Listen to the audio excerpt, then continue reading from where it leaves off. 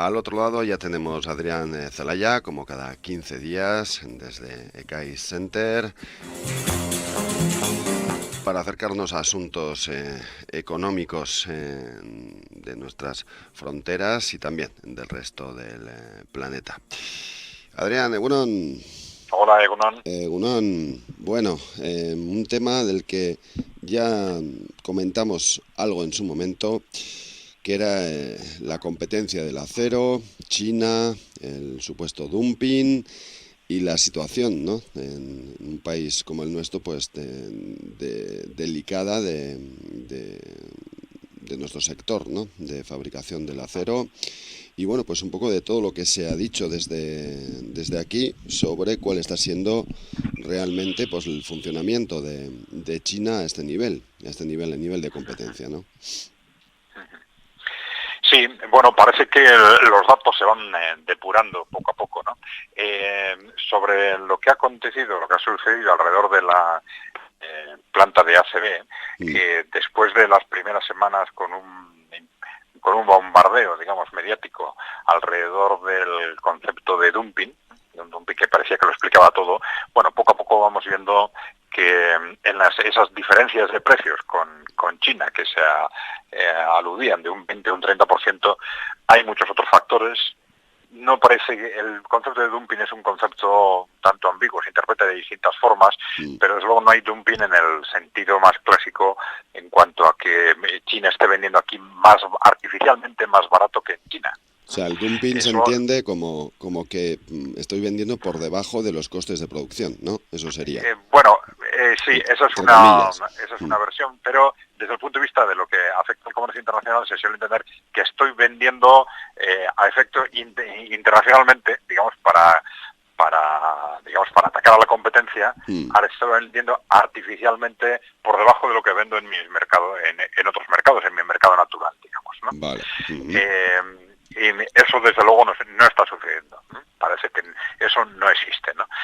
Claro, entonces el segundo argumento es decir, bueno, es que igual tienen subvenciones que les permiten vender más barato. Bueno, luego se han mencionado muchos otros factores, ¿no? Pues el tema de los costes de la energía eléctrica, también el tema de la tasa del carbono, el tema de que el precio de la chatarra que es una materia prima fundamental para nuestras acerías, pues que les está situando también fuera de contexto. Vemos que hay muchos argumentos que parecen ir en contra de que, bueno, o de que existe dumping, o en su caso de que el posible impacto del dumping sea significativo dentro de esas diferencias de coste, ¿no? De cualquier forma, bueno, yo creo que es perfectamente entendible pues que los responsables públicos reaccionen de forma inmediata pues en función de los mensajes y de la información que reciben de las empresas y que, bueno, pues que las defiendan, pero aquí hay un problema de posicionamiento muy claro, porque si ante este tipo de situaciones solo actuamos de forma reactiva, nos estamos nosotros mismos colocando en una situación muy peligrosa cara al futuro. Y en este sentido nosotros hemos intentado hacer un análisis y difundir a través de nuestro boletín unos análisis sobre lo que realmente está pasando en China, ¿no? La conclusión es muy clara, ¿no? Es decir, que frente a lo que normalmente se transmite, el reto de China y la amenaza de China no es ni el dumping, ni las subvenciones públicas, ni nada por el estilo. El reto fundamental es, sorprendentemente, un reto tecnológico. ¿Qué queremos decir con esto? Pues que queremos decir que China, que parte de unos costes muy inferiores a los nuestros, está haciendo inversiones masivas en I+D que les está permitiendo poco a poco irse acercando en eficiencia y en calidad a nuestros productos con costes muy inferiores. Entonces, esto significa que o bien somos capaces de mantener el diferencial tecnológico o nos van a ir comiendo. Nos van a ir comiendo primero un sector, luego otro, luego otro. Pero claro, hemos aportado algunas cifras. Por un lado, el conjunto de China ya está invirtiendo más que la media de la Unión Europea y más que nosotros, más que la comunidad autónoma, que es una región industrial y que debería estar mucho mejor posicionada dentro del conjunto europeo, ¿no? Pero bueno, nosotros ya estamos por debajo de la Unión Europea y por debajo de China. Pero la situación real es mucho peor que esta, ¿no? Es decir, si tenemos en cuenta que China, claro, es un territorio enorme, hay cientos de millones de personas que todavía están en situación de pobreza y hay muchas regiones, sobre todo en el centro y en el oeste, donde apenas se invierte en tecnología, pues están por debajo del 1%. Pero claro, como contraste, se invierte mucho más en las regiones industriales. Entonces hemos ido a recoger datos de estas regiones industriales. Los últimos datos que se han publicado son del año 2013 y vemos que frente al 2%, digamos, porque estamos ya por debajo del 2% en la comunidad autónoma, Navarra en el 1,80 aproximadamente, ¿no? Frente al 2% que está invirtiendo el País Vasco, pues tenemos que regiones como Beijing están invirtiendo el 6%, o Shanghái el 3,6%, Tianjin el 3%, Jiangsu el 2,5%, etcétera, etcétera. Hay, pues bueno, más de 400, casi 500 millones de personas están en estas regiones que están invirtiendo por encima de lo que estamos invirtiendo nosotros, ¿no? Pero para ver lo que esto significa, hemos ido a comparar estas regiones chinas con los países avanzados europeos. Uh-huh. Porque claro, los chinos le llaman regiones, pero bueno, desde un punto de vista de dimensión, la comparación estadística tiene que hacerse con los países europeos, no con las regiones, ¿no? Porque ellos les llaman regiones, pues en entornos de 20 millones, claro, 70 millones, 100 millones de personas. China, ¿no? Es enorme, sí. Entonces, claro, entonces comparamos esos, digamos, estados, vamos a llamarse estados chinos, con los primeros estados europeos y tenemos, bueno, pues los primeros estados europeos, que son Finlandia y Suecia, que están invirtiendo al 3,3%, están claramente superados ya por un Shanghái que está invirtiendo al 3,60% o un Beijing que está invirtiendo al 6%. Suecia también está, hemos dicho Finlandia, Suecia y Dinamarca, que son los tres estados más avanzados europeos. O luego tenemos un Tianjin con un 2,98%, un 3% ahora, que supera a Austria y a Alemania, que está invirtiendo ya más que Alemania. Un Jiangsu que está invirtiendo más que Bélgica. O un Guangdong, que son 100 millones de personas, más de 100 millones de personas, que está invirtiendo por encima de Francia, etcétera, ¿no? Y luego otros 3 estados que están invirtiendo por encima de Holanda. Eso, digamos, para hacer una síntesis de los que están por encima nuestro, ¿no? Bueno, esto nos sitúa en un contexto en el que nos está revelando cuál es el futuro, ¿no? La inversión tecnológica, el esfuerzo tecnológico no te dice evidentemente cuál es la situación actual. China no está todavía al nivel tecnológico de Europa, pero te dice qué esfuerzo están haciendo y por tanto cuál va a ser la situación futura. Yeah. Es decir, nosotros estamos utilizando el símil de un maratón en el que nosotros vamos avanzando andando y además con mucha tranquilidad y otros detrás vienen corriendo. Entonces ya sabemos lo que va a pasar, o cambiamos el ritmo o ya sabemos lo que va a pasar. La situación real es incluso peor que la que hemos descrito, por la razón que ya hemos explicado, ¿no? Estos números son, digamos, grandes países europeos o grandes regiones chinas. A efectos de una comparación regional, para comparar con lo que está sucediendo en el País Vasco, tendríamos que ir a regiones dentro de estos entornos más amplios, ¿no? Quiero decir, si Beijing en conjunto, que son 20 y pico millones de personas, está invirtiendo al 6%, quiere decir que las zonas más avanzadas dentro de Beijing, las regiones que serían comparables con el País Vasco, están invirtiendo al 8 o están invirtiendo al 10, que es también lo que pasa en los estados avanzados europeos, ¿no? Pues por ejemplo en Alemania decimos, bueno, Alemania está en el 2,8 y nosotros en el 2. No, porque claro, tú no te tienes que comparar con Alemania, tienes que comparar con las regiones industriales de Alemania. Sí. Y entonces ahí tienes regiones que están invirtiendo al 4, al 5 o al 6, frente a las regiones agrícolas o de servicios que están invirtiendo muy por debajo, ¿no? Entonces, la situación objetiva del País Vasco frente a estos entornos avanzados es muy, muy, muy negativa, ¿no? Y mientras no nos concienciemos, no solo no nos concienciemos, sino que además de concienciarnos, actuemos rápidamente, cambiemos el ritmo y focalicemos el conjunto de la sociedad, no solo las políticas públicas, sino el conjunto de la sociedad en esta dirección, tenemos un futuro muy peligroso, muy peligroso, ¿no? Por lo que se ve, según estas cifras, es cuestión de tiempo, ¿no? Evidentemente, sí. Si nosotros no cambiamos nuestras políticas, dentro de unos años será un sector, luego otro sector, luego otro sector. Porque a medida que están avanzando tecnológicamente, cada vez tienen más capacidad de competir directamente con nuestros productos con unos costes muy inferiores, ¿no? Bueno, pues ese es un análisis ya con cifras que habéis hecho tras aquella primera charla que tuvimos hace unas semanas, ¿no? Con el escándalo que parece que también, por otra parte, pues ya ha pasado, ¿no? En el que se acusaba a China de dumping y se pedían a Europa pues medidas sobre todo de aranceles, ¿no? En este sentido, Sí, o sea, de sí. protección, Sí. ¿no? A la economía interna.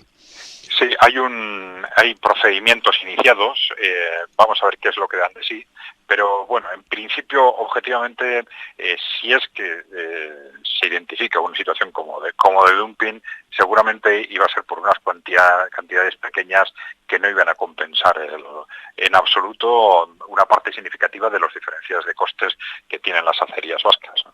Y en otro caso, pues bueno, estaríamos ya entrando en una dinámica de guerra comercial, ¿no? De intentar utilizar los aranceles para proteger artificialmente tu industria, ¿no? Eso sería complicado porque todos los flujos comerciales entre China y Europa son muchos en las dos direcciones y claro, Europa no puede dar pasos en falso sin esperar que inmediatamente China haga lo mismo con otros productos que Europa le está exportando, ¿no?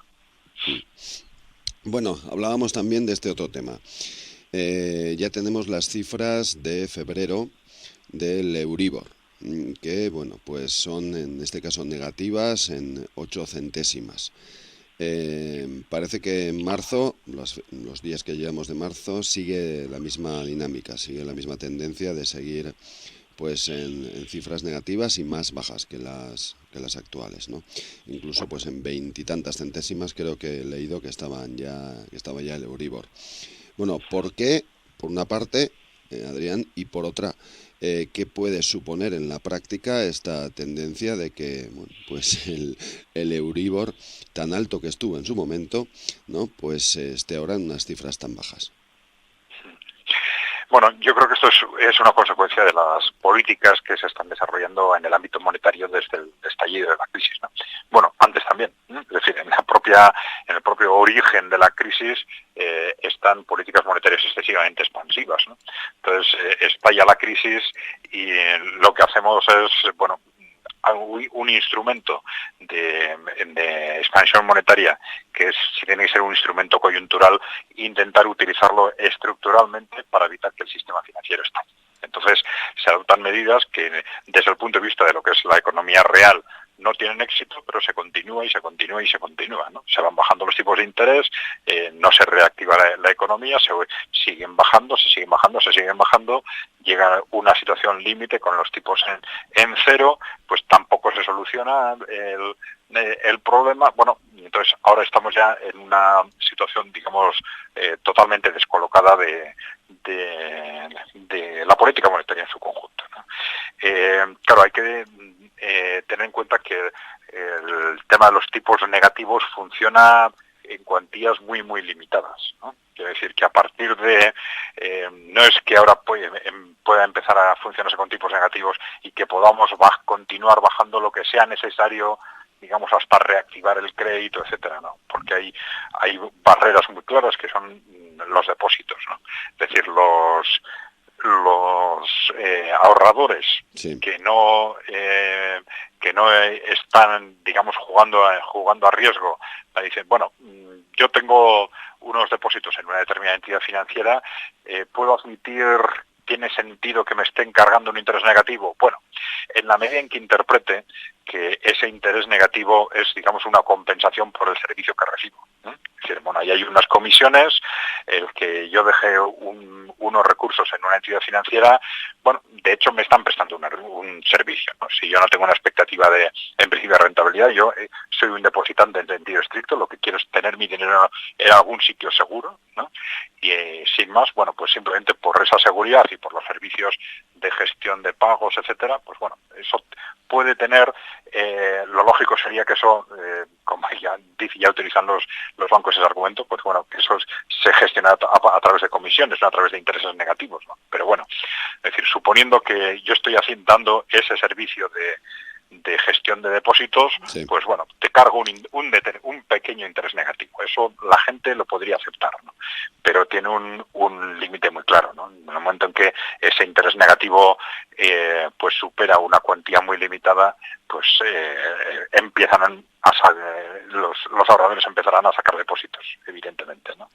Empezarán a sacar depósitos del banco. Se ha comentado, por ejemplo, que estas insinuaciones del Banco Central sobre la posible conveniencia, de que habían empezado a anunciar la posible conveniencia de suprimir los billetes de 500 y de 200, sí, pues bueno, con argumentos de que si la criminalidad, etcétera, en realidad lo que están pensando es en dificultar, poner obstáculos a la posible salida de depósitos que se puede generar con los tipos de interés negativos, ¿no?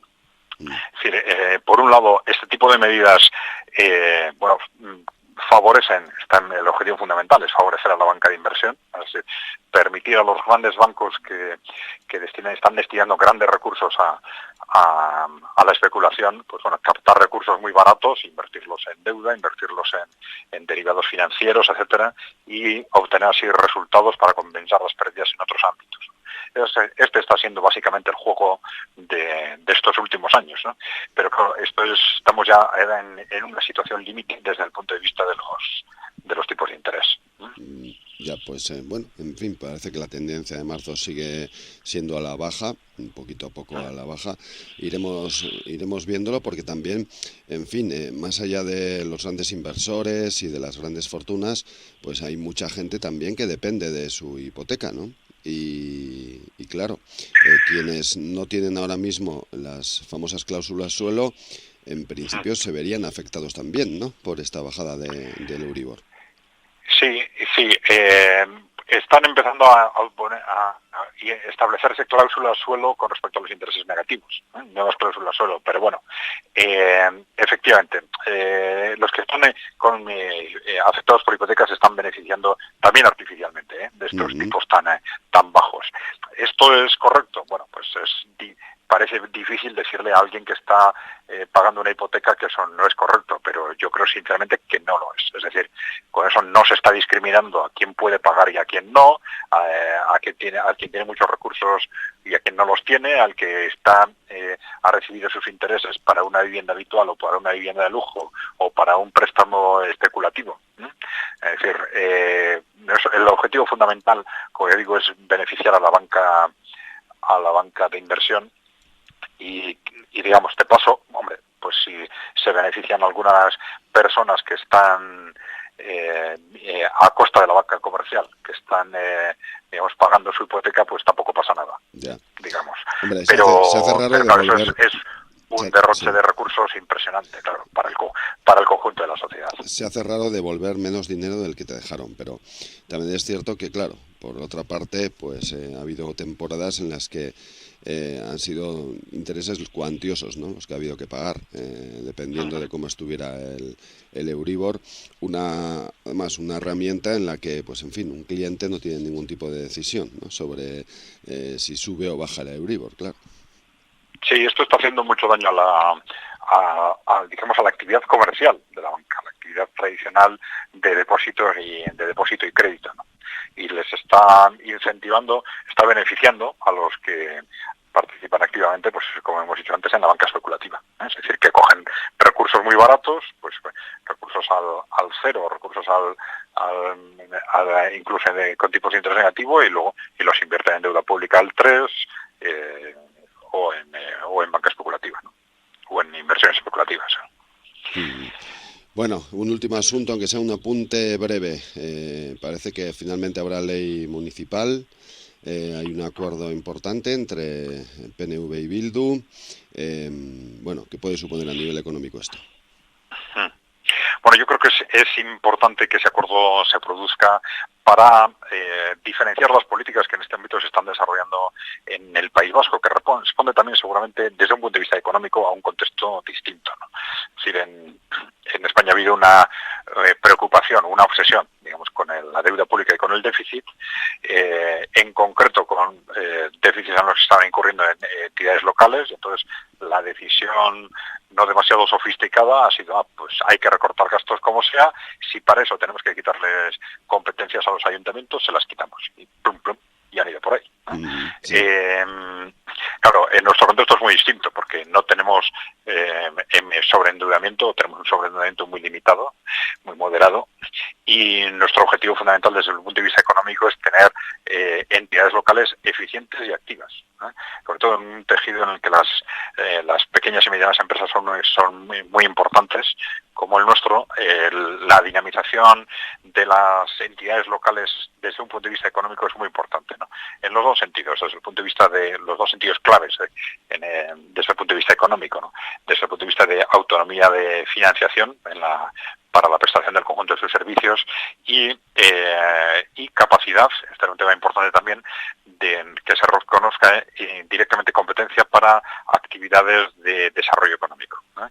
El desarrollo económico local es un ámbito de actividad que es muy importante en nuestro caso. Es decir, que las entidades locales, municipios y comarcas actúen activamente en políticas de desarrollo económico, eso es muy importante desde el punto de vista incluso cultural, de cultura económica, de creación de tejidos de redes, con lo que se llama redes de conocimiento empresarial, de impulso de pymes, de autónomos, etcétera, ¿no? Entonces, bueno, yo creo que este acuerdo es un buen paso en esta dirección, para permitir a nuestras estructuras institucionales avanzar en ese aspecto en la dirección correcta. Bueno, ya habrá tiempo, ¿verdad?, de analizarlo con más detalle. Sí, por supuesto. Esto es la ley municipal es algo muchísimo más complejo, ¿no? Entonces hemos hecho una análisis conceptual desde el punto de vista económico, pues bueno, muy genérico, por supuesto. Eso es, veremos en qué se va concretando en efecto todo. Adrián, como siempre, muchísimas gracias por acompañarnos estos minutos. Muy bien, a vosotros. Adiós. Muy bien.